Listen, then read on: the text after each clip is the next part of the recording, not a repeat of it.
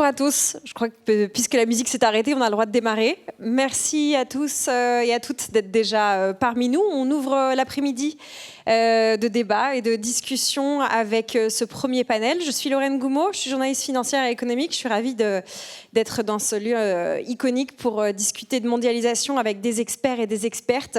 L'objet de notre discussion pour l'heure et demie à venir, de 14h à 15h30, avec vous en deuxième partie, est la remise en question ou la remise en cause du libre-échange et de la mondialisation. On va parler de transformation radicale des relations économiques dans le monde. Vous l'avez noté sans doute, en fonction de vos parcours, que vous soyez étudiant, professionnel ou à la retraite, la mondialisation telle qu'on l'a connue et on l'appréciait ou pas, est remise en question. Elle est en évolution. Est-ce qu'elle est terminée ? C'est une question à laquelle on va essayer de répondre avec notre panel. Je suis ravie de vous présenter dans l'ordre en bleu Philippe Chalmin, historien, fondateur du Cercle Cyclope et surtout professeur d'histoire économique à l'Université Paris-Dauphine. Une dirigeante représentant les entreprises françaises, Stéphanie Robert, qui est directrice générale de la FEP, l'Association française des entreprises privées, et puis Thomas Courbe, qui est le directeur général des entreprises, donc quelque part un peu la voix de l'État au cœur des politiques industrielles. Je vous précise que nous étions censés être avec Pauline Wibaud, économiste au CEPI, qui malheureusement ne peut pas être avec nous, et son regard aurait été extrêmement intéressant. Je vous renvoie aux publications du CEPI pour retrouver, sa touche, malgré son absence. On va confronter les visions, on va surtout discuter, je pense, puisque c'est l'esprit dans lequel on est, et puis réentendre des choses peut-être, ou entendre des choses qu'on n'entend pas assez. Si vous voulez bien, pour briser la glace, est-ce que chacun d'entre vous peut simplement se présenter avec ses mots, sans trop doublonner la manière dont je viens de vous présenter? Philippe, est-ce que vous pouvez commencer et nous dire qu'est-ce que vous faites au quotidien quand vous n'êtes pas à la maison de la radio? J'étais ce matin à l'Université Paris-Dauphine, dont je suis professeur émérite, ce qui ne veut pas dire que j'ai quelque mérite que ce soit, mais que je suis retraité, mais que je continue à enseigner et à co-diriger un master d'affaires internationales, sachant que vous m'avez présenté comme historien, je suis quand même plutôt et surtout économiste, passionné par toutes les questions de matières premières. Et inutile de vous dire que c'est particulièrement à l'ordre du jour lorsqu'entre Donald et Xi, on parle de terres rares, on parle de soja, on sanctionne le pétrole russe ou on s'inquiète sur l'avenir de la production de cacao en Afrique de l'Ouest. Je vous ai présenté comme historien, mais j'ai bugué d'abord. Je voulais vous dire économiste et puis après, je savais que vous alliez j'aime bien rebondir. que vous disiez historien parce que j'aime bien aussi, et on va le voir tout à l'heure, situer les choses dans le temps long et ne pas être esclave de l'actualité la plus courte. Stéphanie, votre quotidien, présentez-vous avec vos mots pour notre public. Alors donc Stéphanie Robert, j'ai la chance d'être directrice générale de l'AFEP, l'association qui réunit les plus grandes entreprises françaises. Le quotidien, malheureusement, j'allais dire, est un peu gouverné peut-être trop par un court-termisme assez considérable dans le temps qui vient, puisque nous sommes évidemment très mobilisés sur l'élaboration d'un budget pour le pays. Il n'empêche que, évidemment, l'ensemble des messages que l'on passe sont dans une vision de long terme qui seule intéresse nos entreprises, seule permet le développement, leur développement, la croissance, l'emploi, l'investissement, et faire face à l'ensemble des défis qui sont les nôtres, et notamment cette question de mondialisation. Vous l'aurez compris, Stéphanie porte la voix des entreprises, mais Thomas aussi, vous la portez d'une autre manière. Racontez-nous ce que vous faites. Bonjour à tous. Nous sommes à la Direction générale des entreprises au ministère de l'économie en charge de proposer et de mettre en œuvre les politiques microéconomiques, donc la politique industrielle, politique du numérique. On s'occupe donc de réindustrialisation, de diffusion de l'intelligence artificielle dans les entreprises, avec une dimension bien sûr nationale, mais aussi une dimension européenne très forte, et on le verra, internationale. Thomas arrive de Bercy. Vous voyez, on peut traverser Paris en moins de 15 minutes, même un vendredi. En novembre quand il pleut. Vous avez vu le titre, remise en cause du libre-échange et de la mondialisation, transformation des relations économiques. Je vois des visages assez jeunes aussi dans la salle. On va essayer de désacraliser ces mots et d'y répondre d'une manière compréhensible pour les citoyens que nous sommes. Philippe, on va commencer en se demandant si la mondialisation est en train de mourir. Est-ce qu'on peut dire que la mondialisation est en train de se terminer ? Petite réflexion d'introduction, mais en vous écoutant, je me disais, au fond, quelle fortune a eu ce mot de mondialisation. Car il y a 30 ans, quand on parlait aux Français de mondialisation, c'était le crime, c'était le péché. La preuve, nous avions des mouvements alter-mondialisation. Alter-mondialiste. Et au lieu d'aller à Davos, on allait à l'époque, je vous parle d'un temps que les enfants ne connaissent pas, on allait à Porto Alegre. Et donc, ce qui est fascinant, c'est de voir que ce mot de mondialisation a pu, en français tout particulièrement, avoir pareille connotation péjorative. Alors la mondialisation, il faut quand même déjà se demander ce que c'était, ce que c'est d'ailleurs. La définition que j'en donne, elle est la mienne, elle est peut-être discutable, c'est le globe, le marché, la puce et le gène. Le globe, et en anglais, quand vous traduisez mondialisation, il n'y a pas cette dimension péjorative, on vous parle de globalisation. Et c'est bien l'idée du globe. C'est-à-dire qu'effectivement, nous avons vécu entre grossièrement 1990 et le début de 2025, un moment où pour la première fois, non pas la première fois, on va voir qu'il avait eu un moment à peu près identique à la fin du 19e siècle, l'espace-monde a couvert la Terre entière. J'utilise le mot espace-monde, c'est un mot qui avait été forgé, une expression qui a été forgée par le grand historien Fernand Braudel. Il y avait pour lui des espaces-mondes qui s'étaient forgés autour de Venise, puis d'Anvers, puis d'Amsterdam. Mais on peut dire que, moi quand je suis né, le globe il était fracturé. Il y avait l'Est et l'Ouest, le Nord, le Sud.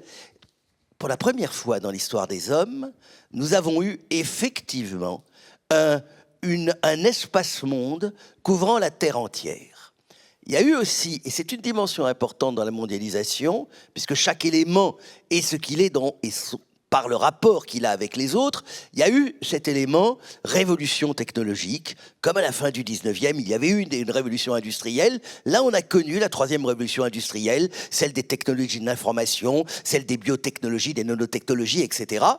Et puis, il y a eu, notamment avec le grand effondrement des idéologies du XXe siècle, il y a eu le relatif triomphe de l'économie de marché, au point... D'ailleurs, on en était tellement persuadés que, souvenez-vous, au début de ce siècle, un philosophe américain d'origine japonaise du nom de Francis Fukuyama avait pu écrire un livre sur la fin de l'histoire. La fin de l'histoire, c'est un vieux thème hégélien. Vous savez, à la fin des contes de fées, le beau prince épouse la belle princesse. Et ceci, mes enfants, est la fin de l'histoire, puisque les peuples heureux n'ont pas d'histoire. Et donc, nous avons tous pensé que, effectivement, on était quelque part à la fin de l'histoire. Et cela autour de deux éléments, l'espace-monde et l'économie de marché. L'un et l'autre convergent effectivement, je réponds enfin à votre question, convergent avec le libre-échange.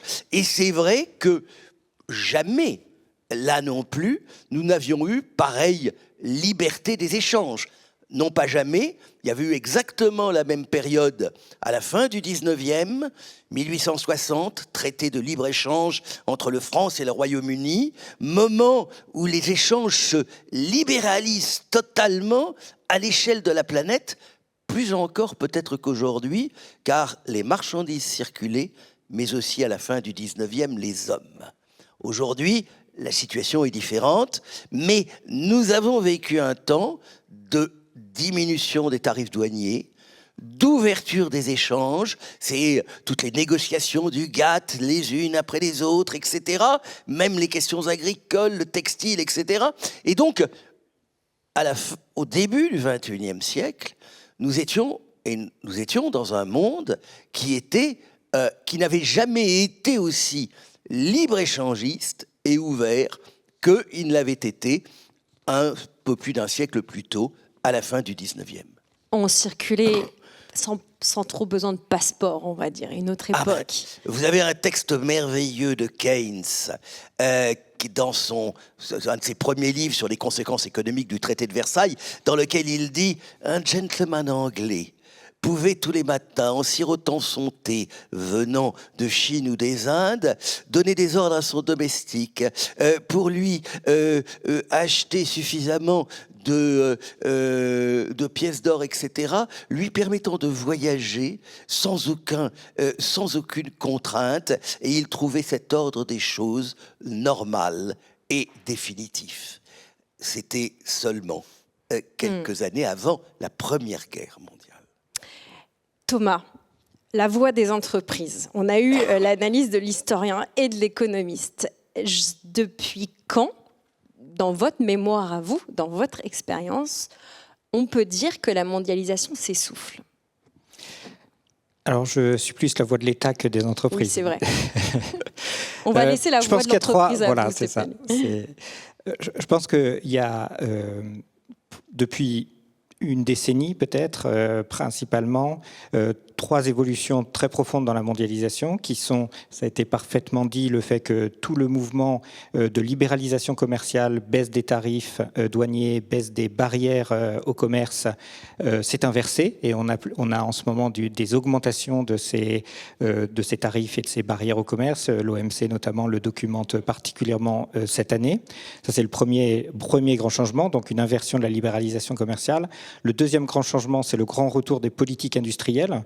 Et on a, avec le plan China 2025, par exemple, une politique industrielle de la Chine qui est publique, qui fixe dans tous les grands secteurs industriels des objectifs de part de marché mondial, et des objectifs de part de marché mondial qui sont parfois très élevés, donc qui montrent une volonté très ambitieuse et une politique industrielle sous-jacente avec des financements notamment très importants. Mais les États-Unis aussi, avec l'Inflation Reduction Act, ont mis en œuvre une politique, en particulier pour la production d'équipements d'énergie renouvelable, une politique industrielle très volontariste. Et l'Europe, d'ailleurs, heureusement, l'Europe et la France s'y sont mises aussi depuis 2019 et déploient aussi pour la première fois une politique industrielle. Donc le retour de l'État dans l'économie, en particulier dans la politique industrielle, ça c'est le deuxième grand changement.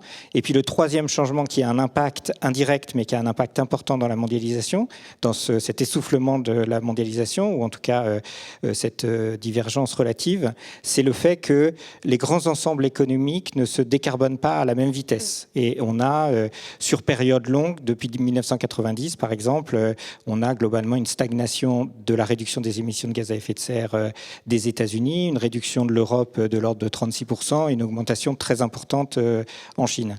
Et donc et évidemment la décarbonation, Jean Pisani-Ferry et Selma Mahfouz l'ont montré dans un excellent rapport il y a quelques années sur l'investissement public et privé nécessaire pour réussir la décarbonation de l'économie française et du pays. Et ces investissements sont très importants, de l'ordre de 60 milliards supplémentaires tous les ans.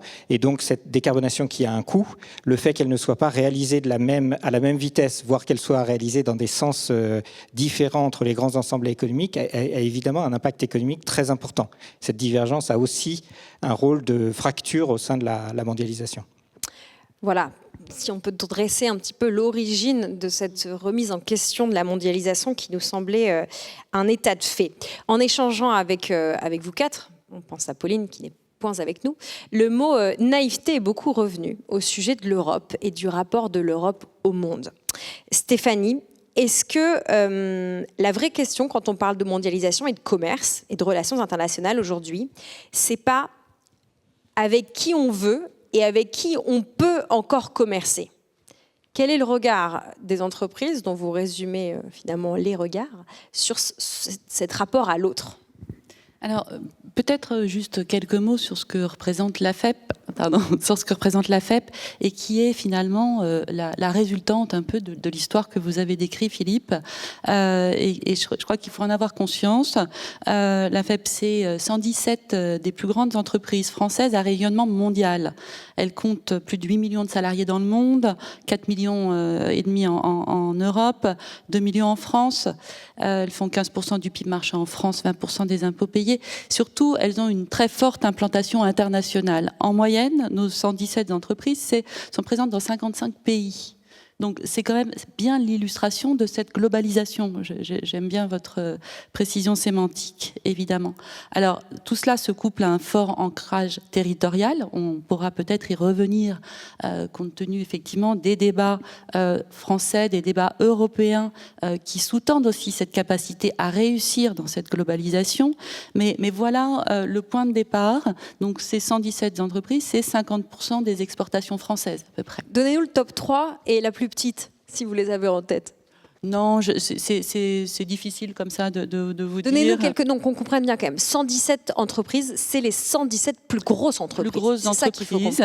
Évidemment, ce sont des noms connus du grand public, comme Total Energy, comme Saint-Gobain, comme et d'autres, pardon, qui le sont beaucoup moins. C'est ce que je pense aussi très intéressant de savoir.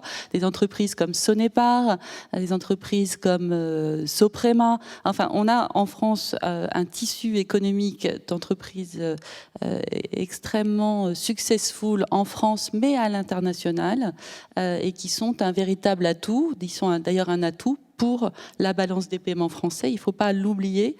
C'est une source de recettes absolument considérable.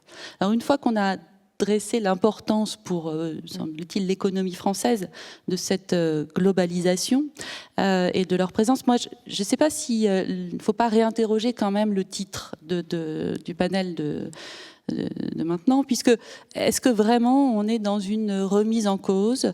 Je ne crois pas, et Philippe, vous le disiez bien, on est dans une transformation, et j'aimais bien votre altermondialisation, non pas dans le sens qu'on a pu lui donner il y a quelques années, mais que j'ai également connu, mais peut-être que effectivement ces changements doivent être mesurés, mais ils restent dans une logique d'internalisation et de globalisation des échanges.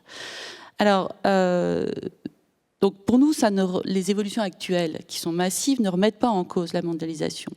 Les échanges commerciaux, les flux d'investissement se fragmentent dorénavant sur des lignes régionales et géopolitiques, mais le commerce mondial continue de croître. La politique commerciale agressive de Donald Trump, elle pousse beaucoup de pays à diversifier leurs échanges.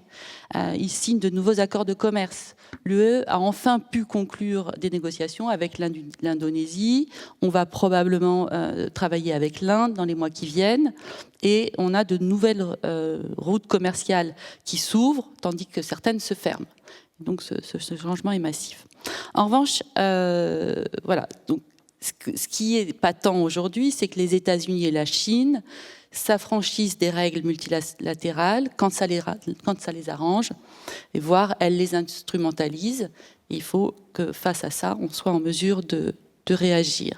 Et en fait, le constat qu'on fait, c'est que nous sommes passés de l'ordre fondé sur les règles à un ordre dominé par les rapports de force. Et le changement, il est là, et certains grands acteurs du commerce mondial s'autorisent à des pratiques de coercition ou de prédation économique.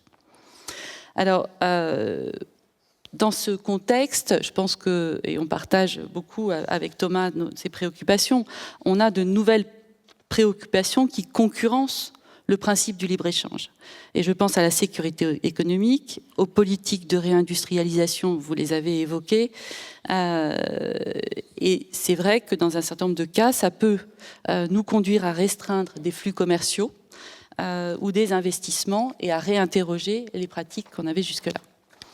Voilà. Mais ça ne veut pas dire pour nous que les règles multilatérales sont mortes, et elles restent quand même la grammaire des échanges. C'est un point de référence pour calculer les droits, c'est un point de référence pour déterminer l'origine des produits ou des entreprises, et même l'administration Trump continue de s'y référer, pour une part.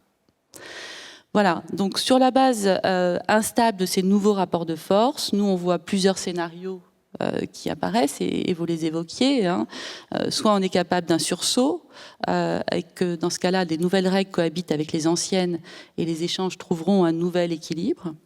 Soit on va vers une logique de stagnation et les échanges se grippent. Soit une implosion. Mais évidemment, ce serait au détriment de l'ensemble des acteurs et des citoyens. Voilà, donc nous, on pense quand même que dans ces changements, beaucoup de pays continuent à vouloir commercer avec l'Union européenne. Comme on l'a dit précédemment, beaucoup de pays se tournent vers l'Union pour négocier des accords. Et qu'il faudra que, de toute façon, compte tenu de nos besoins en approvisionnement externe, et vous êtes un spécialiste des terres rares, je pense que l'exemple est quand même absolument crucial sur ce sujet. On devra donc continuer à commercer. Il nous faut aussi commercer pour trouver des débouchés à forte croissance. C'est évidemment l'ADN des entreprises. Et donc, nous, on souhaite pouvoir continuer à se développer, à investir dans des pays émergents, dans des pays qui ont des besoins immenses d'équipements. Vous citez aussi la transition écologique, la transition numérique, la transition énergétique. Et donc, le commerce a quand même encore des perspectives. Si on continue à définir les mots qu'on entend dans les bouches de beaucoup de gens en ce moment, Philippe, est-ce que vous pouvez nous expliquer l'opposition qu'il y a entre le terme protectionnisme et mondialisation? Est-ce que le protectionnisme, c'est quelque part l'inverse de la mondialisation? Est-ce que c'est aussi simple que ça? Et Thomas, vous nous direz comment on est dans un monde protectionniste après. Un peu quand même. N'oubliez pas que le précédent de ce que nous sommes en train de vivre avec les horreurs de M. Trump, c'est en 1930 la décision du Congrès américain de voter les tarifs Smoot-Hawley. Les États-Unis étaient en plein dans la crise de 29 et leur réaction naturelle fut de mettre en place des tarifs douaniers à peu près équivalents en termes de niveau à ce que nous connaissons aujourd'hui, même si chaque jour Trump change. Hier, il vient de décider que finalement, il ne taxait pas le café brésilien. Bon, ça, bon. Mais les Américains boivent beaucoup de café. Grossièrement, aujourd'hui, on est aux alentours de 18-20% de tarifs douaniers moyens aux États-Unis, et c'était à peu près ce que l'on avait au début des années 30. Les tarifs Smoot-Hawley ont déclenché à ce moment-là toute une vague de protectionnisme un petit peu partout, de repli sur soi les uns et les autres, et c'est une des raisons qui a quand même précipité le monde, avec bien d'autres d'ailleurs, vers la Seconde Guerre mondiale. Au lendemain de la Seconde Guerre mondiale, que croit-on? On croit qu'il va falloir précipiter et aider à la reprise économique, ce sera notamment le plan Marshall, et parallèlement faciliter les échanges. Et c'est en marge d'une négociation internationale des Nations Unies que se crée et qu'est signé le premier accord général sur les tarifs, sur le commerce et les tarifs douaniers, en anglais, le GATT. Force est de constater que ça a quand même marché et que nous sortons de 80 ans d'une période assez exceptionnelle, à la fois de paix militaire, en dehors de quelques conflits bien localisés, mais aussi de réduction de ces tarifs douaniers, et donc, on peut le dire quand même, de croissance économique. Alors, sans me faire l'apologue du doux commerce, force est de constater quand même que c'est par le biais des échanges commerciaux que la croissance est venue, que nous avons eu la génération des dragons, puis des tigres, que l'on appelle maintenant les pays émergents, etc. Alors, ceci étant, c'est vrai que au moment, le 19 janvier 2025, lorsque Donald Trump est à la veille d'arriver au pouvoir, les tarifs douaniers américains, en moyenne, ils sont de 2%. C'est les plus bas de la planète. Et ça, il faut le reconnaître. Néanmoins, il y avait déjà quelques fissures. Il y avait déjà un peu partout des fractures. Les États-Unis. Et il est un peu faux de tout mettre sur le dos de Donald. Obama a été, par exemple, le premier à contribuer à vider l'organisme de règlement des différends de l'OMC de tout pouvoir en refusant d'y nommer des juges. On voyait se développer. Alors, cher ami, vous avez l'air de trouver ça très bien. Moi, c'est pas mon cas. je préfère de beaucoup un multilatéralisme basé sur la diplomatie qu'un bilatéralisme basé sur le rapport de force. Et ce que l'on a vu, c'est du bilatéralisme basé sur un rapport de force. Ce que Trump est en train de faire, mais qui en réalité était déjà largement lancé auparavant, avec un contraste total. C'était quand même Reagan puis Bush, des républicains, mais des républicains intelligents, qui avaient ouvert le marché américain avec l'accord de libre-échange nord-américain, le NAFTA, l'ALENA, et aujourd'hui, si Trump pouvait l'annuler, il le ferait immédiatement. Mais on voit bien quand même qu'il y avait déjà des craquements. Il y avait un énorme craquement qui était lié à la montée de la Chine, ça c'est très clair. Et quand vous avez, vous savez, c'est la tectonique des plaques. Quand vous avez une plaque qui émerge, il y en a d'autres qui s'enfoncent un peu. C'est un petit peu ce qui s'est passé. Maintenant, je suis très heureux de savoir que les entreprises se satisfont de la situation actuelle. Je ne pense pas. Je n'ai pas entendu de satisfaction, j'ai entendu un peu de pragmatisme. Je pense, mais vous êtes pragmatique. Alors peut-être suis-je un peu idéaliste. C'est vrai que je préférais un libre-échange intelligent avec des règles du jeu. Là, nous sommes dans la loi du plus fort.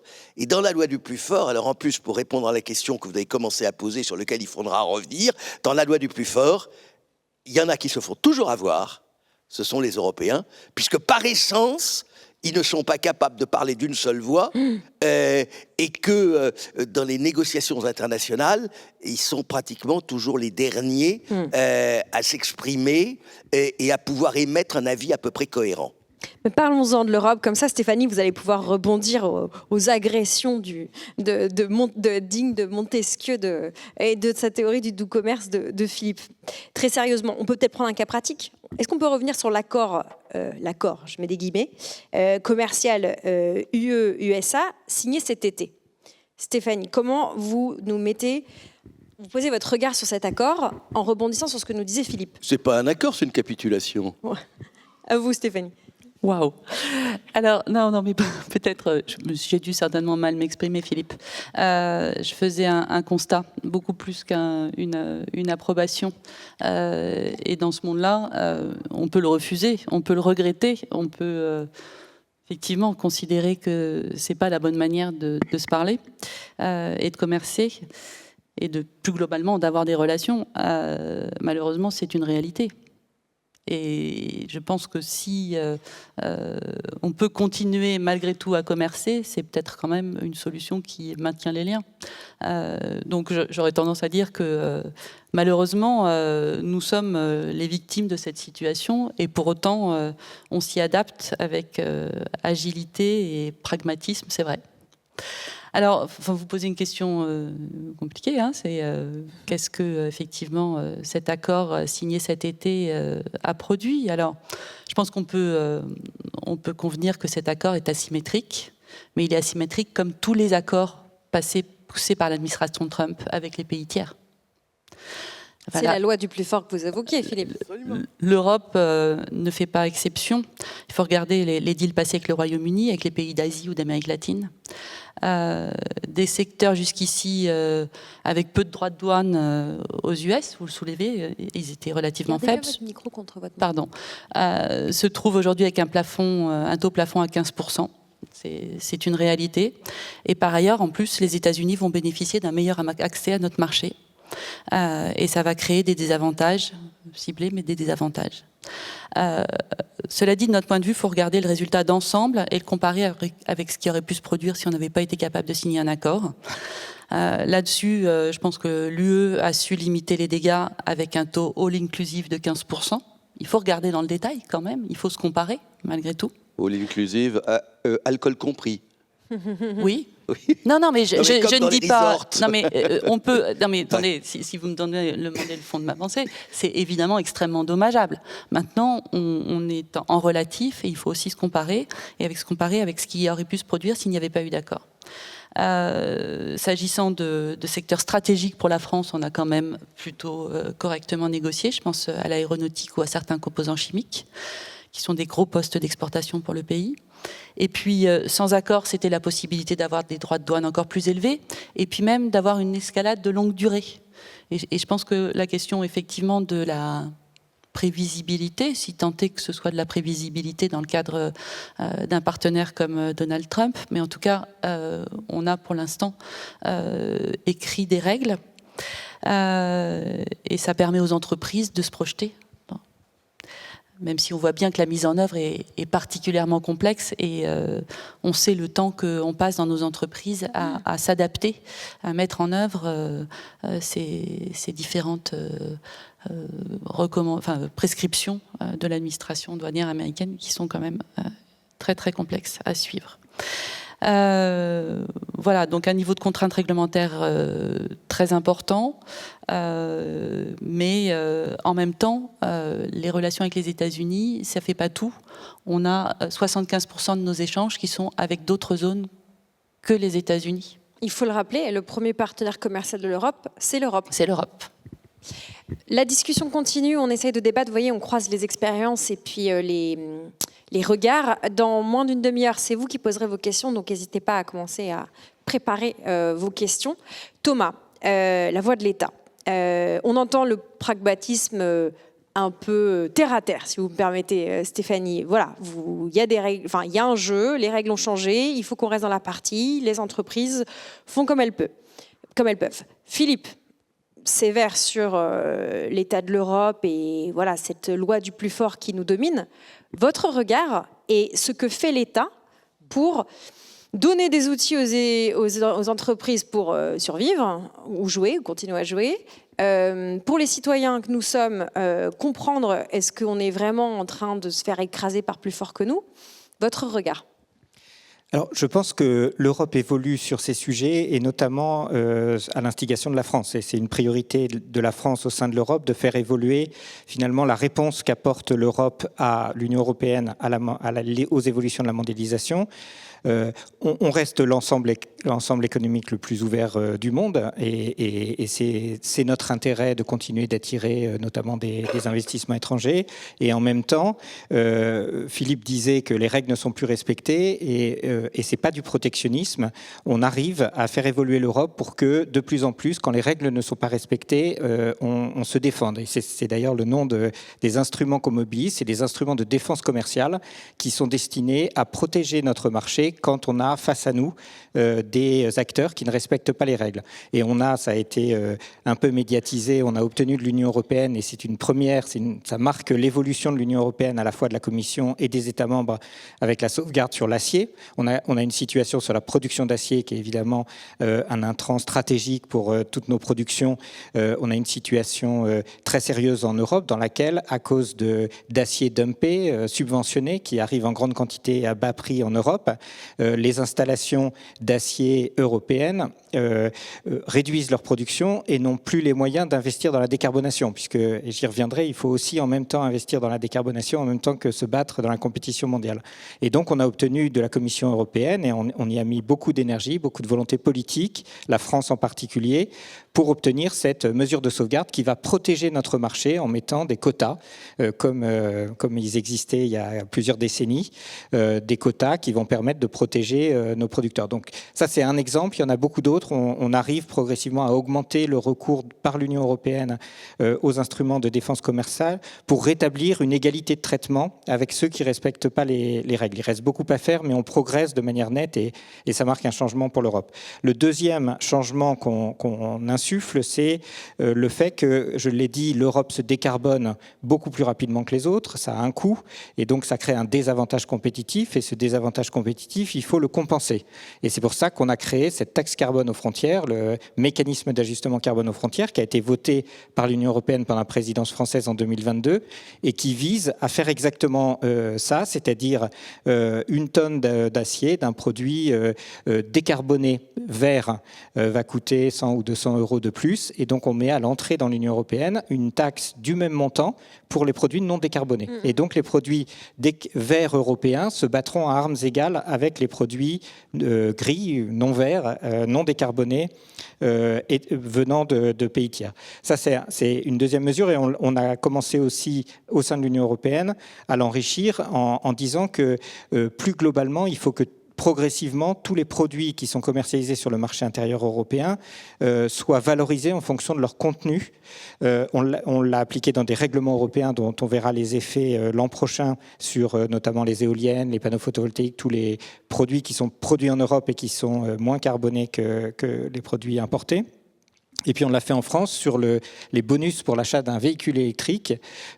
En décembre 2023, on a décidé que ces bonus étaient réservés aux véhicules électriques qui étaient produits dans des conditions qui faisaient que le processus de production lui-même avait émis très peu de carbone. Et ça, de fait, mécaniquement, puisqu'on est les plus en avance en Europe sur la décarbonation, ça a réservé ce bonus aux véhicules électriques européens, non pas parce que c'était la finalité, mais parce que c'était l'effet de cette mesure du contenu carbone, puisqu'on est les plus vertueux en Europe, dans le monde, sur ces productions décarbonées. Et puis, on voit bien que ça, c'est indispensable, mais ça ne suffit pas. Et donc, le nouveau combat qu'on a lancé au niveau européen, c'est celui de la préférence européenne.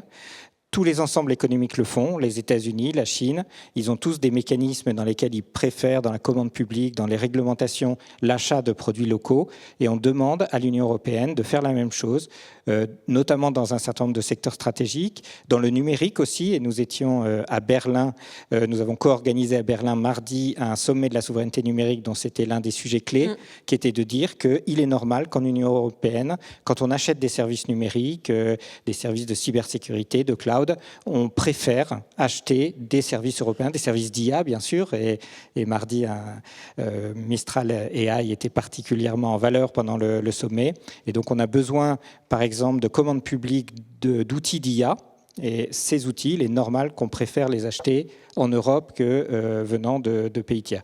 Et ça, c'est le troisième grand chantier qui, finalement, en complément des deux autres, doit nous permettre de restaurer des règles du jeu qui sont équitables pour nos entreprises. J'entends les chantiers en cours. Vous avez commencé sur une position très défensive et là, on finissait finalement sur des actions beaucoup plus agressives. Comment on sort de cette logique de défense quand on est attaqué finalement, et quand est-ce que l'Europe sera pleinement outillée mentalement, mais aussi voilà, d'un point de vue industriel, d'un point de vue réglementaire, d'un point de vue politique, pour être à l'attaque et ne plus être dans la réaction? Est-ce que la France joue un rôle moteur dans ce changement d'attitude, de logiciel, de dire maintenant on arrête de se faire marcher dessus, c'est bien de se défendre, mais maintenant soyons prêts à attaquer en premier? Attaquer, oui.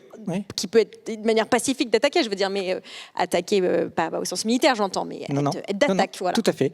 Et en termes économiques, être d'attaque, ça veut dire se réindustrialiser, ça veut dire innover, ça veut dire avoir des produits et soutenir des produits, des services numériques parmi les meilleurs au monde et aller à la conquête des marchés. Et ça, c'est exactement ce qu'on fait, et notamment depuis 2019 avec l'Allemagne. Nous avons demandé à la Commission européenne et partagé avec les autres États membres l'idée qu'il fallait justement, comme les autres, lancer une politique industrielle européenne dans laquelle les États aident la création soit de nouvelles chaînes de valeur, par exemple les batteries de véhicules électriques, ça n'existait pas en 2019. À la fin de la décennie, on sera, si tout va bien, en France, autonome en termes de production de batteries de véhicules électriques, et le passage aux véhicules électriques est évidemment central pour réduire nos émissions de gaz à effet de serre, mais c'est vrai aussi dans les semi-conducteurs, et là on répond à un enjeu qui est de nature aussi géopolitique, puisque on sait que le sujet des semi-conducteurs est un sujet qui est devenu géopolitique, et donc pour réduire le risque face aux enjeux géopolitiques, on doit développer la production de semi-conducteurs en Europe pour être plus autonome en termes de semi-conducteurs, mais c'est aussi les biotechnologies pour les biomédicaments, donc les nouveaux médicaments innovants, c'est le numérique, l'IA, les services numériques, et tout ce que nous finançons, soutenons de réindustrialisation, de développement de ces capacités de production de valeur en Europe, on le fait depuis 2019 dans le cadre d'une politique concertée au niveau européen. C'est la première fois dans l'histoire que l'Union européenne s'est vraiment dotée d'une politique industrielle concertée pour exactement comme vous le dites, repartir à l'attaque au sens économique du terme et donc faire émerger des leaders, des acteurs qui vont pouvoir non seulement subvenir aux besoins des pays européens, de l'économie européenne, mais aussi à l'international. Semi-conducteurs, data centers, numérique, batterie électrique, il y a une chose commune dans tous ces secteurs ou sous-secteurs ou produits, sont des métaux rares, des matières précieuses, des matières premières rares. Philippe, c'est une de vos expertises, ces matières premières. Comment l'Europe rattrape ses trains de retard avec cette dépendance aux métaux qui ne sont pas tous sur notre territoire, et comment on est dans une mondialisation, on dépend de chaînes d'approvisionnement mondiales, et comment on peut espérer être d'attaque quand on voit bien que les chaînes d'approvisionnement dépendent de beaucoup de choses, pas que de l'économie, mais aussi de la géopolitique. Et Stéphanie, vous pourrez peut-être nous dire comment les entreprises françaises que vous sondez gèrent ces chaînes d'approvisionnement sur les matières stratégiques. Philippe. Écoutez, sur les matières stratégiques, soyons honnêtes, l'Europe n'est pas dans une pire situation que les États-Unis. Et l'un des rares mérites que j'accorde à M. Trump, c'est d'avoir remis sur le sommet de la pile le dossier, effectivement, de la dépendance à toutes ces matières premières, à la fois stratégiques et critiques, qu'il s'agisse des terres rares, qu'il s'agisse du germanium, du gallium, du lithium et du cobalt utilisés dans les batteries que vous avez utilisées pour venir à la maison de la radio, dans vos trottinettes ou vélos électriques, etc., etc. Bon, le drame est que nous payons là une bonne quarantaine d'années d'inconséquences environnementales dans lequel nous avons laissé filer en dehors de l'Europe, en dehors des États-Unis aussi, non seulement, alors l'activité minière, les mines, on ne peut pas les inventer. Et objectivement, en Europe, on n'a pas grand-chose. Donc, c'est pas la question là que se pose la question. La question, elle se pose sur la métallurgie. Et sur la métallurgie des terres rares, eh bien, la Chine, et la métallurgie des métaux au sens large, la Chine est largement en situation de domination, puisqu'on estime qu'elle réalise à peu près 70% de la première et deuxième transformation des métaux non ferreux. Donc elle se trouve en situation totalement incontournable. Il y a une histoire classique que l'on connaît bien. Pendant longtemps, la France a été le premier producteur mondial de terres rares dans une usine qui se trouvait à La Rochelle, qui appartenait à Ron Poulenc, puis à Rhodia, puis aujourd'hui à Solvay. Manque de bol, dans les années 70, le maire de La Rochelle, un homme admirable, Michel Crépeau, se voulait le premier maire écologiste de France, et où il se trouvait que l'on importait à La Rochelle un minerai pour en extraire les terres rares, qui venaient d'Australie, qui étaient légèrement radioactifs. On pensait donc radioactivité, tous les vers de la planète, bien entendu, se sont unis pour que l'on ne produise plus de terres rares, qui, soyons honnêtes, à l'époque, n'étaient pas si stratégiques que cela. Elles le sont devenues. Alors, les États-Unis réagissent, ça leur prendra du temps. Ça, c'est incontestable. Les États-Unis étaient dans la même situation que nous. Ils ont des mines de minerais de terres rares et le concentré de ce minerai était exporté vers la Chine pour être traité. Donc, ils sont dans la même situation de dépendance que nous. Force est de constater qu'ils réagissent quand même beaucoup plus rapidement. Nous avons un Raw Material Act, comme on parle dans le français de Bruxelles, dont je n'attends très franchement pas grand-chose. Notre éminent commissaire européen nous parle de stock stratégique, ce qui me rappelle ma jeunesse, puisque la France a eu un stock stratégique au moment de la guerre des Falklands, à une époque où les métaux, c'était pas la Chine qui nous gênait, c'était l'URSS, et c'est un truc qui existait à l'époque, et l'Afrique australe. Et donc la France avait stocké du chrome, du cobalt et un certain nombre d'autres choses. Donc c'est pas totalement nouveau, mais là c'est une situation de dépendance dans laquelle nous nous trouvons. Je dirais que c'est pas forcément le plus dramatique. Le plus dramatique, c'est, bon oui, on va développer, je le prends, la production de batteries, mais c'est de voir, par exemple, que dans ce qui concerne les GAFAM, donc les entreprises de haute technologie, tout est américain. Rien n'est européen. C'est quand même ça une partie du problème. Et ces GAFAM utilisent, bien entendu, toutes les failles européennes, et notamment ce véritable paradis fiscal et social qui est devenu l'Irlande. Quand, chers amis, vous payez vos factures à Apple ou autre, n'oubliez pas que ça va transiter par un coffre-fort basé en Irlande, puisque l'Irlande a l'impôt sur les sociétés qui doit être le plus faible de toute l'Europe. Alors, c'est vrai que moi, je ne m'accommode pas tellement de ces situations. Économiste, je suis, paraît-il, un économiste libéral, mais le libéralisme, c'est tout sauf la loi de la jungle. Or, aujourd'hui, ce que je vois, c'est la loi de la jungle. Et je suis désolé, on a mis la tête sur le bio avec M. Trump, et on en est même réduit, vous en êtes presque à lui dire merci de nous avoir mis que 15%. Effectivement, nos petits camarades suisses, ils ont eu 39% au départ, et il a fallu qu'ils fassent maintes reptations pour arriver à n'avoir plus que 15% de droits. Et les Britanniques ont eu 10% parce qu'ils ont fait un candidat d'or à Trump lorsqu'il est venu en visitant. J'exagère, bien entendu. Mais ce qu'il faut... Je comprends, bien entendu, qu'une entreprise doit s'accommoder de tout cela. Mais c'est quand même un recul. Et ce qui m'inquiète, c'est que ce recul, ce repli sur soi, la montée des fractures dans le globe, ce sont pour l'instant des fractures économiques, commerciales, ce seront peut-être demain des fractures diplomatiques et militaires. Et le chef d'état-major général des armées n'a peut-être pas totalement tort, tout comme la première ministre japonaise qui dit si jamais la Chine envahit Taïwan, nous serons en première ligne.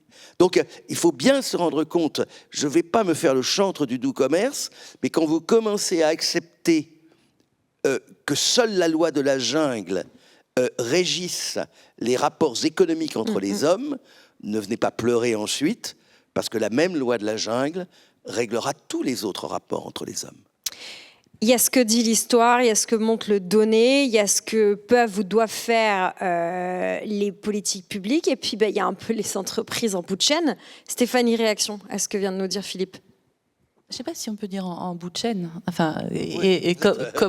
comme vous, je partage la désespérance face. Et si on tire les conséquences jusqu'au bout, on peut effectivement être inquiet au-delà de nos sujets économiques.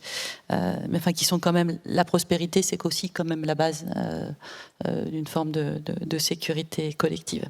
Non, mais je rebondis sur ce que disait Thomas au sujet de la réaction de l'Europe. Au fond, nous, on n'est pas seulement, enfin, on n'est pas des spectateurs, on est des vrais acteurs de ce commerce. Et ce dont on est sûr, c'est qu'il faut que l'Europe se réveille, que l'Europe redevienne un véritable rival compétitif. Et donc, au-delà de faire nos affaires, si je puis dire, on interagit énormément avec les acteurs français et européens pour faire ce qui dépend de nous. Qu'est-ce qui dépend de nous en Europe pour réduire nos dépendances stratégiques? Ce sujet, il est absolument majeur. Alors évidemment, il répond à différents... les réponses sont différentes. Elles sont pour une grande part françaises. Je rappelais le début de ma journée consacrée au suivi du projet budgétaire. Mais il n'empêche qu'il faut que la France se réforme, il faut qu'elle se donne les moyens de faire face à ces enjeux. Il faut que l'Europe, collectivement, et ce que rappelait Thomas sur, une prise de conscience, et je crois qu'il y a effectivement quelques années, on n'était pas capable de prononcer le mot de politique économique à Bruxelles. C'était monstrueux. Or, aujourd'hui, on l'évoque peut-être sous la contrainte, mais n'empêche que les changements sont profonds. Vous parliez de... Dites-nous avec d'autres mots, des mots de tous les jours, politique, économique, pourquoi ça faisait peur à Bruxelles? Pourquoi c'était quelque chose d'indicible? Parce que oui. Expliquez-nous, Thomas. Oui, c'est surtout la politique industrielle. C'est-à-dire que ce qu'on fait depuis 2019, c'est que l'État finance des usines.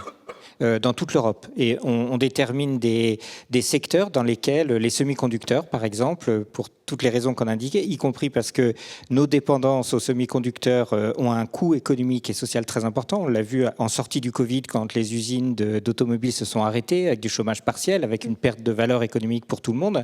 Donc cette dépendance, elle a un coût. Et pour y répondre, on finance effectivement dans toute l'Europe des usines de semi-conducteurs qui vont permettre d'être moins dépendants et donc d'éviter ces coûts économiques et même de créer de la valeur. Et ça, cette intervention de l'État dans l'économie, les États-Unis le font depuis toujours, la Chine évidemment le fait depuis toujours, mais en Europe, c'était un tabou parce que c'était pas la conception orthodoxe de justement la politique économique.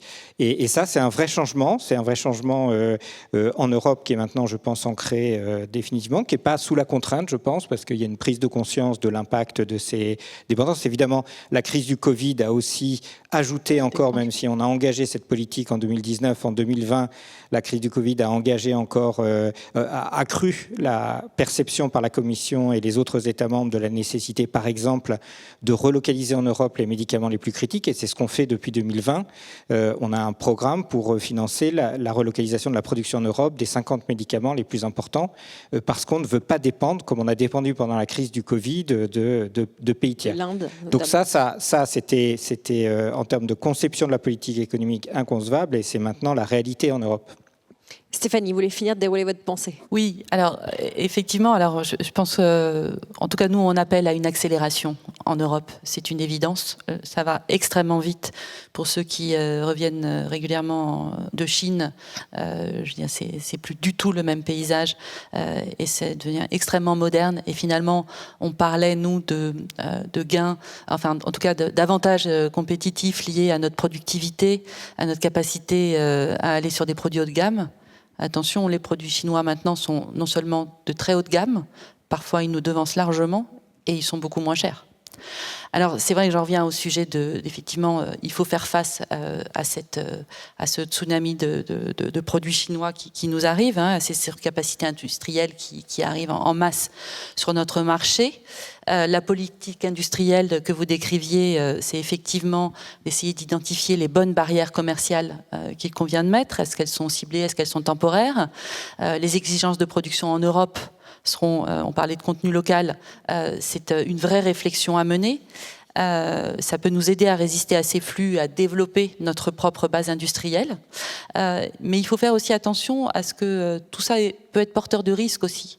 À la fin, il y a un risque en termes de prix. Est-ce qu'on est capable, nous, de se payer des produits au prix européen?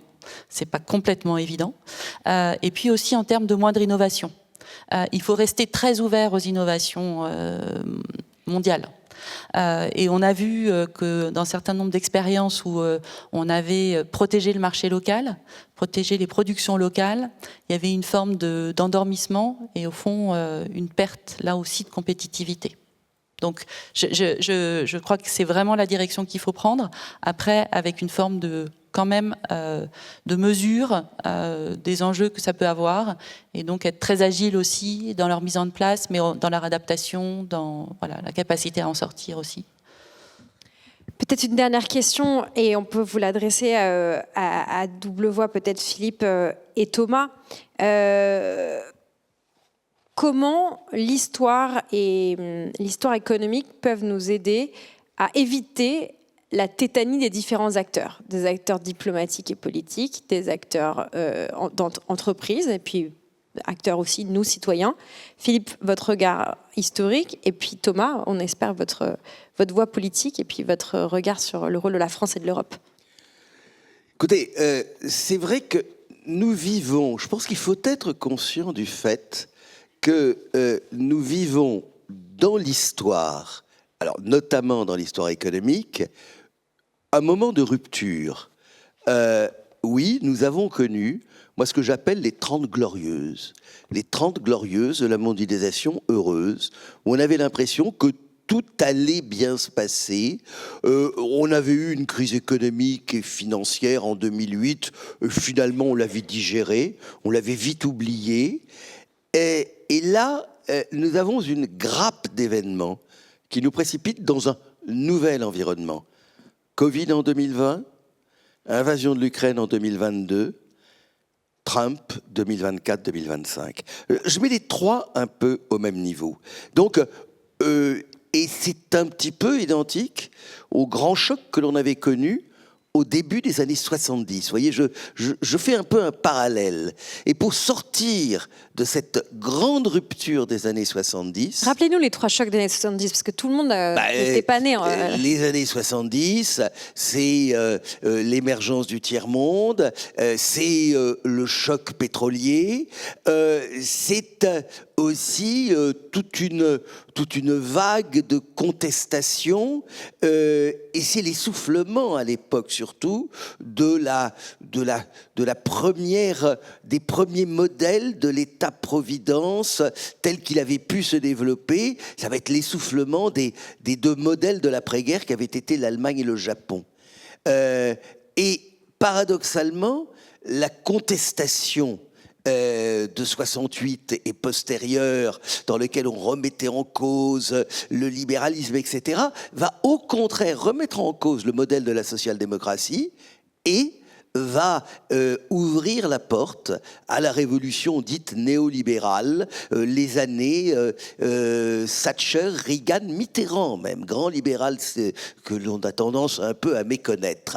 Eh bien, quelque part sur ce modèle-là, on a quand même bâti ces 30 glorieuses dont on a pu penser légitimement qu'elles étaient la fin de l'histoire. Aujourd'hui, il nous faut réinventer l'espace-monde tel qu'il est, qui se fracture, et c'est tout le débat d'ailleurs que nous avons aujourd'hui dans cet interminable débat budgétaire français, c'est toujours cette vieille question fondamentale entre le marché et l'État. Quel est l'équilibre que l'on va tenir? C'est une question qui nous est posée. Entre nous, c'est une question qui est posée au niveau européen, car le débat budgétaire européen actuellement, il est à peu près aussi bordélique que le débat français. Mais c'est plus largement une question que se posent de très nombreux pays émergents aujourd'hui. Cet équilibre que l'on recherche entre la légitimité de l'intervention de l'État et aussi l'efficience de celle du marché. Je continue quand même à penser que c'est lorsque l'économie de marché a été dans l'histoire dominante que l'on a eu les progrès économiques et donc sociaux qui ont rendu notre planète supportable. En fait, c'est pas remise en cause du libre-échange, notre débat, c'est remise en cause du rôle de l'État. Non, mais attendez, derrière le libre-échange, il y a quand même le rôle de l'État, puisque vous avez vu tout ce débat aux États-Unis. Qui a le droit d'imposer des tarifs douaniers? Est-ce que c'est le président ou n'est-ce pas au contraire le privilège du Congrès? C'est une question fondamentale pour les juristes, me semble-t-il. Et quelle est finalement la place que l'État doit avoir? J'ai tendance à penser qu'effectivement, il peut y avoir un protectionnisme légitime. Le problème, c'est que la légitimité de ce protectionnisme peut être discutable suivant l'angle que l'on peut en avoir. Stéphanie, un mot et on va laisser la conclusion à Thomas. Si vous avez un mot. Oui, certainement. En tout cas, je trouve que c'est très intéressant de partager les points de vue et d'essayer de voir un peu plus loin que les contraintes du moment. J'entends qu'on pourrait considérer que les entreprises sont trop pragmatiques, regardent trop leurs intérêts du moment. Je ne crois pas qu'elles réfléchissent comme ça, parce qu'en réalité, elles réfléchissent dans le long terme. Et au fond, quel type de lien elles sont capables de nouer? Pour ça, elles ont besoin de sécurité, comme tout acteur, je dirais. Et donc, elles sont très préoccupées. Et moi, je suis frappée par l'implication de nos dirigeants, des dirigeants des grandes entreprises françaises dans la réflexion pour une Europe redynamisée, pour une Europe, je disais, qui redevient un vrai rival compétitif. Alors je sais que vous n'aimez pas trop ce mot qui est un peu guerrier, mais au fond, en tout cas, la fierté, on partage des valeurs, on partage énormément de choses en Europe. Le mouvement est lancé, je crois que, encore une fois, vous le disiez très bien Thomas, il faut qu'il s'accélère, il faut que nos dirigeants en soient convaincus. Et donc c'est peut-être une chance pour l'Europe, malgré effectivement la guerre à ses frontières, malgré... C'est peut-être l'émergence d'une vraie identité européenne finalement. Il faudrait une autre heure et demie de débat pour avoir ce sujet vaguement dessiné. Mais je voudrais qu'on finisse sur de l'action, puisqu'on parlait d'attaque. Comment l'État, comment la politique, avec un grand et un petit P, peuvent nous aider à ne pas rester dans la tétanie, Thomas ? Alors, je pense que la tétanie, on l'évite. Et cette semaine, lundi, on avait ce sommet Choose France de 150 entreprises françaises qu'on a réunies et qui ont annoncé 30 milliards d'investissements en France, dont 9,2 milliards d'investissements nouveaux. Mais le reste, c'est un flux d'investissements très important dans l'économie française. Et ça témoigne du fait que ce mouvement de réindustrialisation, le mouvement globalement d'investissement dans l'économie, il se poursuit et donc je pense qu'il nous éloigne largement de la tétanie. Et si on prend un peu plus de recul que ce lundi ou cette année, depuis 2019, on a pour la première fois en France inversé le mouvement de désindustrialisation. On a eu 4 décennies de désindustrialisation, on avait de moins en moins d'emplois industriels, de moins en moins d'usines. Ce mouvement, il y a 5 ans à peu près, il s'est infléchi et maintenant, depuis 2016, entre 2016 et 2023, on a en net augmenté le nombre d'usines en France, par exemple, de 500. Donc il y a un mouvement qui est puissant, qui est bénéfique au pays, à son développement, et il est incontestable. Ensuite, et peut-être je suis un peu moins pessimiste que Philippe, on a des atouts majeurs, notamment liés à l'enseignement, l'éducation, la recherche, et qui produisent beaucoup d'innovations aujourd'hui qui pourraient en produire encore plus. Et là où je suis un peu moins pessimiste, c'est que même dans le numérique, même si dans le numérique on fait face à une concurrence extrêmement dure, dans l'IA, dans le quantique, on peut être dans la compétition, et dans d'autres secteurs du numérique, on peut également être dans la compétition. Donc on a des atouts majeurs. On a aussi un autre atout majeur, puisqu'on parle ici d'économie et de mondialisation, c'est que l'Europe, c'est un marché de 450 millions de consommateurs, et ce marché, il a beaucoup de valeur pour tout le monde, et donc on a cette capacité de dire que l'accès à ce marché, exactement comme vous le disiez à l'instant, il doit respecter nos règles, et d'ailleurs il doit respecter nos règles à la fois pour les biens, pour le commerce des biens, mais aussi pour les services numériques, et c'est pour ça qu'on a mis beaucoup d'énergie aussi depuis 2022 et le vote en 2022 par la présidence française de régulation du numérique, de régulation des plateformes, pour que les plateformes numériques respectent mieux nos règles, les règles européennes, dans l'espace numérique. Donc on ne parle pas que des biens. Et donc tout ça, c'est je pense, des éléments très tangibles de ce mouvement. Il n'y a pas de tétanie. Comme ça a été dit, ça nécessite de maintenir, d'accélérer sans doute cette volonté de développement économique dans le monde, de l'Europe dans le monde. Et c'est ce pourquoi nous nous battons tous les jours. Merci beaucoup à tous les trois. Est-ce que vous voulez bien applaudir nos speakers, s'il vous plaît ? J'espère qu'on a éclairé vos lanternes, on a essayé de croiser les expériences, les regards, les métiers finalement entre vous trois. Maintenant, nous sommes en public et j'espère que vous avez tous suivi et apprécié ce qu'on a pu dire. On ne peut pas évidemment aborder tous les sujets dans tous les angles. On avait déjà un gros travail de définition finalement avec ce débat. Moi, il y a plein de questions qui me viennent en tête plutôt que des conclusions. Donc, je vous propose qu'on enchaîne. On a 2 étudiantes avec nous, Naomi Archaoui Loubo et Perrine Koudoro, qui ont des questions pour démarrer la séance de questions-réponses. Nous avons des questions, j'espère qu'on aura des réponses. Naomi et Perrine, est-ce que vous êtes là? Oui. Naomi, pour commencer peut-être, ou Perrine, je vous laisse vous présenter rapidement en 2 mots. Vous êtes étudiante et poser votre question. Et vous avez le droit de choisir qui répond à votre question. Si vous êtes très sympa, vous aurez peut-être le droit à 2 ou 3 réponses. Bonjour, je m'appelle Naomi, je suis étudiante en master de journalisme à l'ISCPA et j'avais une question pour... Naomi, gardez bien votre micro.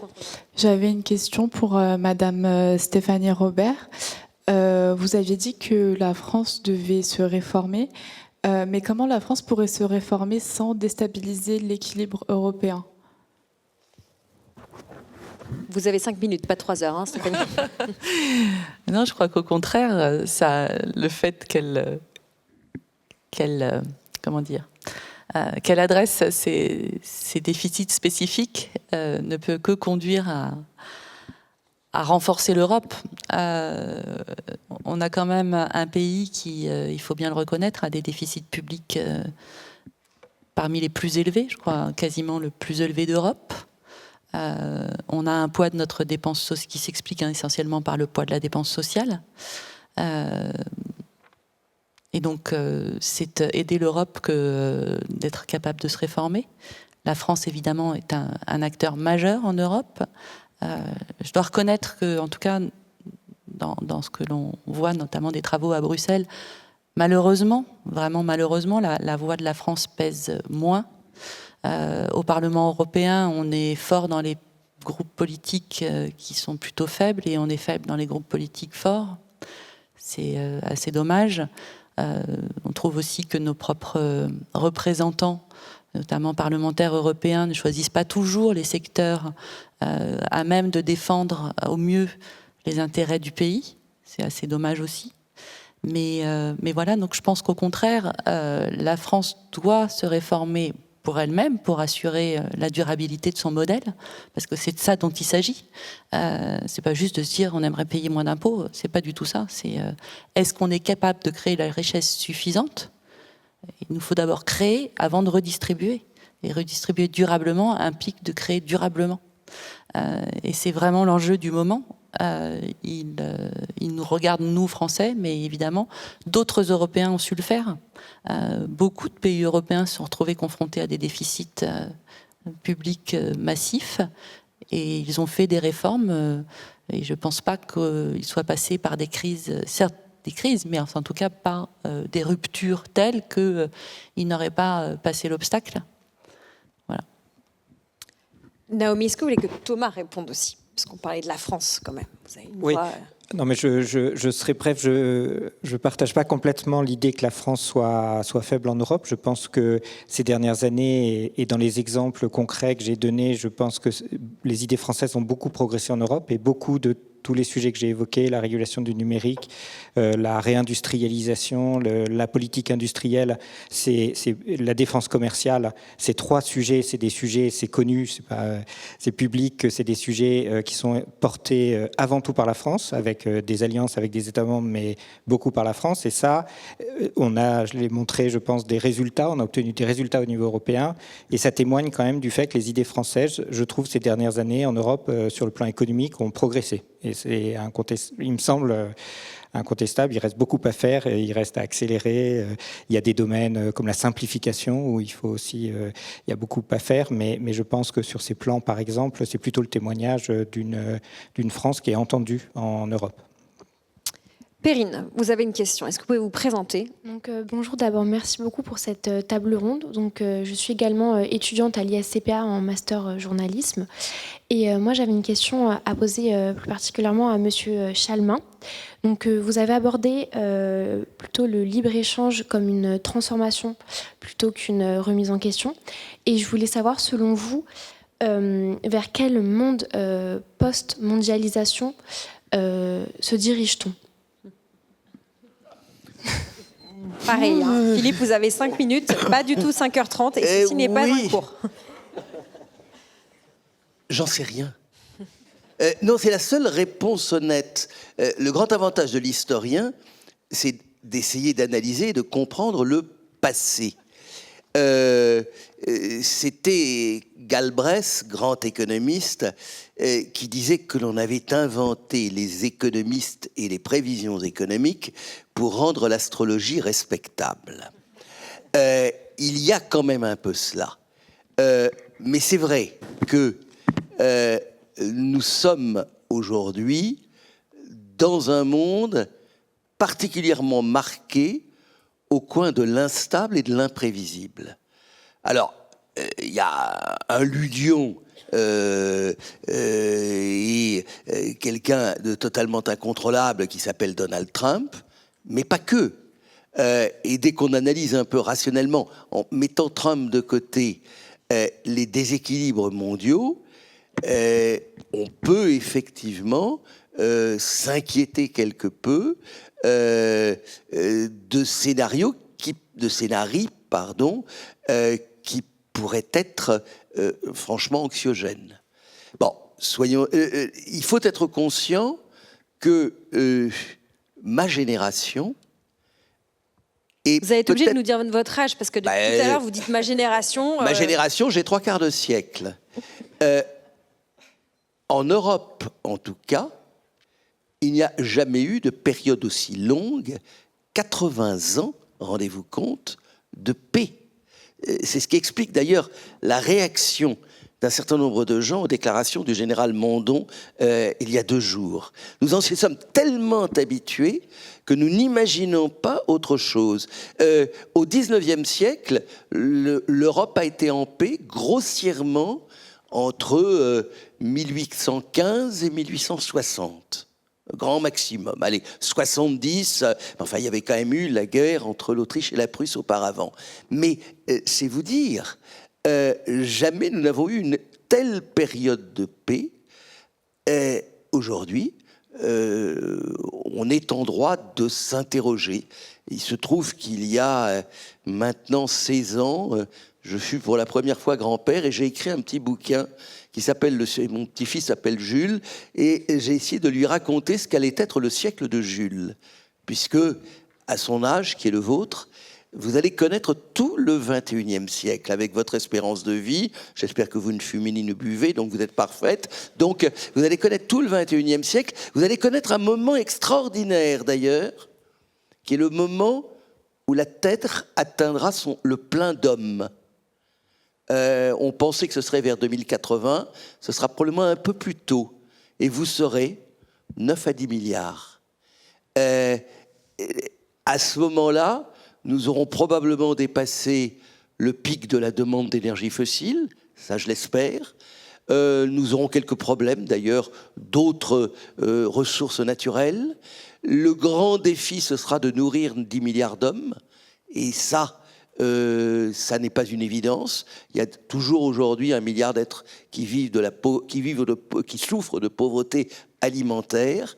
Et puis, on peut rêver d'un monde qui serait capable de s'entendre, où les grands blocs tels qu'ils existent arriveront à cohabiter. Mais, très franchement, dans le monde actuel de ce 20 novembre ou 21 novembre 2025, rien n'est moins sûr. Vous citiez le général Mondon. Pour que tout le monde soit clair, ce général appelle la France à faire la guerre. À être prêt à faire non, là vous exagérez. Il ne l'appelle pas à faire la guerre, il appelle les Français à se préparer à l'éventualité d'une guerre avec ce que cela représente comme sacrifice, y compris humain. Et nous sommes, c'est vrai, tous issus d'une génération qui a vécu au contraire le renoncement à la guerre. Alors c'est moins votre génération, mais la mienne, on était peace and love. Je vois que ça fait beaucoup réagir. Vous allez peut-être avoir des questions par rapport à ça, parce que tout est lié finalement avec notre sujet. Perrine, Naomi, je crois que vous aviez une autre question. Vous avez le droit à une 3e question, parce que vous êtes des étudiantes VIP. Mais peut-être vous avez été répondu. Non, c'est une question cette fois-ci un peu plus globale.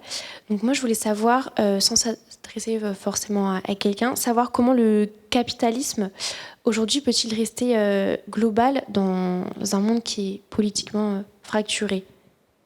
C'est pour qui votre question? C'est vous la représentante? C'est moi le capitalisme. Je l'assume pleinement. Je ne sais pas si, ce qu'on voudrait dire global.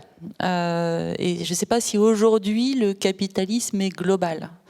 D'abord, les valeurs qu'il sous-tendent entre les différentes zones géographiques ne sont pas tout à fait les mêmes. En tout cas, pour ce qui est de nos entreprises, je ne crois pas qu'aujourd'hui elles soient effectivement si elles sont présentes sur l'ensemble des plaques géographiques, des zones géographiques, pour autant, elles sont déjà multilocales en fait, et elles s'adaptent évidemment au marché, aux cultures. Par exemple, en matière de recherche, la R&D en cosmétique sur la plaque asiatique n'est pas celle que l'on fait en France ou aux États-Unis ou en Amérique du Sud. Mais au-delà de ça, ce qui va nous importer, et compte tenu des tensions que vous avez si bien décrites, c'est au fond, et je pense que c'est un sujet qui traverse nos dirigeants, hein, clairement, est-ce que le siège français, le siège européen, sera en mesure de garder le contrôle sur des entités, des filiales locales ? Et enfin, la question peut se poser parce que délibérément, finalement, il peut y avoir une forme de prédation de la part des États locaux dans lesquels on est implanté. Parce que c'est aujourd'hui, finalement, on a un peu moins d'expatriés qui vont gérer nos entreprises, nos filiales étrangères, que c'est plus géré par des locaux, sous l'effet pour différentes raisons, mais peut-être qu'il y a ce risque-là, et donc voilà, comment est-ce qu'on maintient l'unité du groupe ? Donc ça c'est important. Et puis peut-être aussi qu'un certain nombre de puissances imposeront de choisir entre les différentes zones. Et ça c'est un risque de découplage fort. Et au fond, les Américains diraient non, vous n'allez plus commercer en Chine. Voilà. Et ça c'est un enjeu dont on sent bien qu'il sous-tend un certain nombre de réflexions stratégiques, et s'il advenait, ce serait une très grande difficulté pour des groupes comme ceux qui sont représentés à la FEP. Oui. Une radicalité supplémentaire, puisque dans le thème de notre débat, on avait les transformations radicales. Ce serait une radicalité encore plus extrême. Merci beaucoup. Perrine, Naomi, vous êtes contente des réponses ? Oui, Bien, très contente. Est-ce que dans le public, nous avons des questions ? Madame, est-ce que Naomi ou Perrine, vous pouvez tendre le micro à la personne qui est juste derrière vous, habillée en blanc. Bonjour madame, est-ce que vous pouvez vous présenter ? Bonjour, je m'appelle votre question. Geneviève Boucher. Je vous ai trouvé très apaisant. Bon, c'est pas mal, mais je ne suis pas apaisée pour autant. Entre autres, ce que l'on voit, c'est que Donald Trump a brandi un grand chiffon rouge sur les droits de douane. Et ensuite, il a rabaissé les droits de douane un par un, partout où il est passé, en disant, en contrepartie, vous allez m'acheter ça, vous allez investir chez moi, vous allez m'envoyer des cerveaux, etc., etc. Vous n'avez pas du tout parlé de cette contrepartie où vous venez juste de l'aborder, où on voit que on n'est pas loin d'une sérieuse fragmentation économique. Enfin, c'est comme ça que je le vois. Et il cherche à disloquer l'Occident. Est-ce que l'Occident se reforme en dehors des États-Unis par précaution? Voilà, il y a un gros mouvement géopolitique en ce moment qui est en train de se jouer, dans lequel les savoir-faire, la matière grise et le combat sur les données va jouer un rôle très très important. Et pour ce qui est de poser une question à Bercy, on parle de la réappropriation de l'autonomie numérique. On en parle, puis ça avance pas. Est-ce que le moteur, il est un peu diesel ou il est même pas parti? Il y a deux questions, si j'ai bien suivi. Oui, c'est se faire déshabiller en matière de matière grise, de savoir-faire, voilà, se faire déshabiller en matière de capitaux, hein, parce que s'il faut investir aux États-Unis, on n'investira pas chez nous, hein, on investira là-bas. Et on a signé des accords. Hein. Le numérique, or en fait, que ce soit sous l'aspect militaire ou sous l'aspect civil, si on ne travaille pas notre souveraineté numérique, on parle à côté du sujet, quoi. Hein, c'est pas sérieux. Thomas, peut-être sur cet aspect souveraineté numérique qui est important, et si vous voulez bien, Stéphanie et Philippe, à deux voix pour répondre à la première partie de la question. Thomas. Oui, je me permets de dire un mot sur la première partie, mais parce que c'est une question importante, et juste en un mot. L'idée dans ce qui se joue aujourd'hui, c'est bien que si on caricature à l'extrême, le mouvement de la mondialisation conduisait à déplacer toutes les capacités de production vers l'Asie, et les États-Unis se sont désindustrialisés comme l'Europe. Et le mouvement actuel que mène le président américain avec ses règles n'est pas très différent de ce que j'exposais sur le fait qu'on est tous convaincus que ce mouvement n'était pas soutenable et qu'il faut reprendre la capacité à innover, faire de la recherche et produire en Europe, et les Américains font le même raisonnement finalement. Je pense que il me semble que c'est ça le cœur du sujet. On conteste les moyens mis en œuvre outre-Atlantique, mais il s'agit bien du même objectif. Sur l'autonomie numérique, et je l'ai dit tout à l'heure, et vous avez raison, c'est difficile. C'est un défi considérable compte tenu de l'avance prise par notamment les acteurs américains dans beaucoup de domaines. Mais il est possible de mener cette bataille. Quelques exemples sur le numérique. L'IA qui est considérée, alors il y a des débats sur l'ampleur exacte des changements que va apporter l'IA, mais l'IA est quand même considérée comme un élément fondamental de productivité économique pour les prochaines décennies.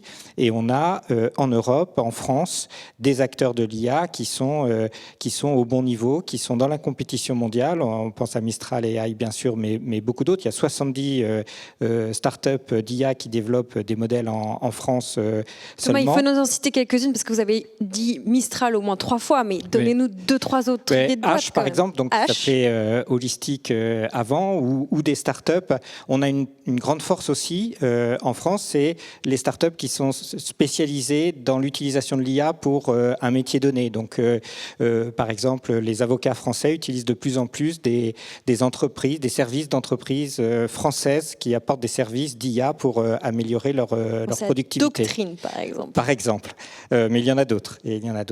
Et donc ça, c'est un domaine dans lequel on est clairement dans la compétition. Le quantique, on est clairement dans la compétition. On est très bien positionné. Là aussi, avec le quantique, c'est une bonne illustration de ce que je décrivais comme l'un de nos atouts tout à l'heure. C'est-à-dire, c'est beaucoup des chercheurs de la recherche publique qui sont de très très bons niveaux, qui, à partir de leur recherche publique, vont fonder des startups et qui développent, on l'espère, d'ici 2030, des ordinateurs quantiques qui seront vendus dans le monde entier, compte tenu de l'intérêt en termes de capacité de calcul qu'ils apportent.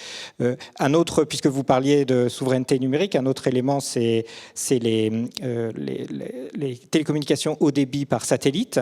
On a 2 grands leaders américains qui se lancent dans les constellations de télécommunications par satellite. On a fait en commun, toute l'Europe, un projet qui s'appelle Iris-Carré, qui va doter l'Europe de sa propre constellation puisque ces communications par satellite, donc, qui auront l'intérêt de permettre d'avoir Internet partout dans le monde, où qu'on soit, indépendamment des réseaux terrestres, participent aussi à la diffusion du numérique, et l'Europe sera présente avec, on en est convaincu, une offre compétitive. Il y a parfois du rattrapage à faire, mais dans beaucoup de domaines, on y arrive. Le carburant du numérique, c'est la donnée quand même. Hein. Et là, vous n'avez rien cité sur la donnée. Oui, alors la donnée, puisque en Europe on aime réguler pour structurer les marchés, on a beaucoup régulé la donnée justement pour redonner le pouvoir, en particulier le Data Act qui a été lancé par le commissaire Thierry Breton, qui a justement cette vocation de redonner, notamment, et là je me place dans le champ économique, de redonner aux entreprises qui produisent de la donnée le contrôle de cette donnée pour l'exploiter. Et ce qui est sûr, et vous avez raison, c'est que on a organisé ce cadre toujours avec la même idée, c'est-à-dire qu'il n'y ait pas un tout petit nombre d'acteurs extra-européens qui captent toute la valeur de la donnée. Il reste encore un potentiel très important d'exploitation et ça dépend des secteurs économiques, mais d'exploitation par les entreprises, des données qu'elles produisent. Il est vrai qu'il y a encore un potentiel important. L'IA est l'un des éléments qui va permettre de l'utiliser. Sur la première partie de la réponse, peut-être Philippe et Stéphanie, est-ce que vous pouvez apporter un éclairage à notre question? De toute façon, chez Trump, tout se négocie.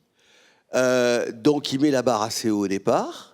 Je prends l'exemple, parce que l'exemple de la Suisse est assez extraordinaire.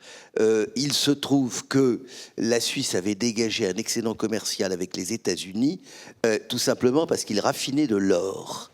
Et que les États-Unis se sont mis à importer de l'or parce qu'ils avaient peur que Trump ne mette des droits de douane sur l'or. Bon, toujours est-il que les malheureux Suisses un matin se réveillent, 39% de droits de douane, là où l'Europe en avait 15, etc. Donc un traumatisme chez tous les fabricants d'horlogerie et autres machins de ce genre. Alors ils envoient la présidente de la Confédération, et ça passe pas. Le courant passe pas avec Trump. Bon, et puis alors ils sont allés finalement à Canossa, et donc ils ont obtenu 15%. Et la Suisse, Dieu sait si elle est protectionniste pour protéger son agriculture. Les Américains vont pouvoir exporter quelques produits agricoles. Ils n'ont pas grand-chose à exporter d'ailleurs, de ce point de vue-là. Et puis, les entreprises suisses se sont engagées à investir, je crois, à hauteur de 200 milliards de dollars sur le marché américain. Alors, moi, je suis toujours un peu sceptique, parce que ça sont des engagements d'entreprises privées. Avant que ça se réalise, il s'en passera du temps. Et puis Trump, il aura oublié, il sera passé à autre chose. Donc, je suis un peu sceptique. La dernière chose que Trump a demandé, alors là, ça fait carrément un traumatisme en Suisse. Vous savez que la première banque suisse s'appelle l'UBS, l'Union de banques suisses, qui a sauvé le Crédit Suisse il y a 3 ou 4 ans. Et les Américains ont suggéré que le siège social de l'UBS quitte Zurich pour aller aux États-Unis. Alors ça, là, c'est vraiment que pour chaque Suisse a un coffre-fort à la place du cœur. Donc c'est quelque chose. J'exagère un peu, bien entendu. Les Suisses dans le public, pardon. Mais pour eux, ça a été le traumatisme complet. Mais ça fait partie du deal. Trump avait taxé le Brésil à 50% parce que le Jair Bolsonaro est menacé d'aller en prison. Et puis il s'est rendu compte que que le Brésil exportait vers les États-Unis, il y avait la totalité du petit déjeuner, le café, le jus d'orange, un peu de cacao, et donc et que en plus les prix de la viande bovine aux États-Unis flambé, donc c'était pas mal quand même d'importer un peu de viande bovine du Brésil. Le résultat, hier, vient d'annoncer qu'il supprimait les droits de douane sur un certain nombre de produits agricoles brésiliens. Donc, c'est vous dire que là on est dans les joies de la négociation, c'est presque de la caricature, je prends pas ça trop au sérieux. Par contre, pour répondre à votre question il faut reconnaître que les États-Unis représentent aujourd'hui, dans le milieu de la recherche, dans le milieu de l'académie, etc., un intérêt quand même qui n'est pas négligeable. Quelques-uns des meilleurs économistes français, qui participent d'ailleurs souvent au débat public, oublient de dire qu'ils préfèrent être quand même dans des universités américaines qui les rémunèrent 3 ou 4 fois plus. Je n'ai visé, bien entendu, rigoureusement personne. Stéphanie, vous avez un élément de réponse pour compléter ou pour finir, parce que c'est presque la fin de notre débat. Oui, alors peut-être un peu sous forme de conclusion. Je pense que vous parliez aussi de capital humain, quelles sont nos richesses. Et encore une fois, moi, j'appellerais à faire ce qui dépend de nous. Je pense qu'il faut qu'on se regarde plus positivement. On a un potentiel assez considérable. Vous parliez du marché européen, mais je pense que nos entreprises, nos savoir-faire, notre histoire doivent nous rendre fiers et optimistes. Et que on n'est pas à la fin de l'histoire, effectivement, et qu'on a des atouts il faut pas qu'ils nous aveuglent. Il faut qu'on soit capable, encore une fois, de faire les réformes qui nous incombent, parce que sinon, effectivement, on n'y arrivera pas si on met des têtes boulets aux pieds des acteurs qui sont susceptibles de partir à l'international à la conquête des marchés. Il faut considérer qu'effectivement, l'ouverture de nos entreprises à l'international, l'investissement à l'étranger, tout ça, ce sont des choses extrêmement positives pour le pays, pour le continent. Et je pense qu'il faut aussi qu'on se regarde plus positivement et qu'on soit fier. Alors je ne suis pas là pour faire du pronomo, mais qu'on soit fier de nos entreprises. Nos grandes entreprises, elles ne sont pas hors du système, de l'écosystème français. Elles sont extrêmement, impliquées dans la chaîne de valeur française. Vous prenez un certain nombre de chaînes de valeur, que ce soit dans l'aéronautique, dans la défense, mais aussi dans l'agroalimentaire, dans la construction. C'est des chaînes de valeur qui impliquent de la petite à la moyenne, à la grande entreprise. Alors peut-être qu'on sait moins le faire à l'international, mais on le fait bien en France. Et donc, voilà, l'ensemble de ce tissu économique, alors on est peut-être un peu loin de la question, mais si on revient sur les enjeux français, je crois que le pire serait de nous opposer les uns les autres. Et je pense par exemple au débat budgétaire, mais pas seulement, dans l'esprit collectif aussi. Merci beaucoup. Merci à toutes et à tous. Est-ce qu'on peut applaudir nos speakers une dernière fois? Stéphanie Robert, Philippe Chalmin et Thomas Courbe. Merci à vous d'avoir suivi ce débat. Merci à la Maison de la Radio qui permet aussi ce débat, cette réflexion, ces déroulements de pensée. L'événement qui est aujourd'hui et demain s'appelle La relation pour repenser un projet de société. La société, c'est les entreprises, c'est le pouvoir, c'est la culture et l'histoire, bien sûr, qu'on porte tous, mais c'est aussi les citoyens, c'est aussi nous.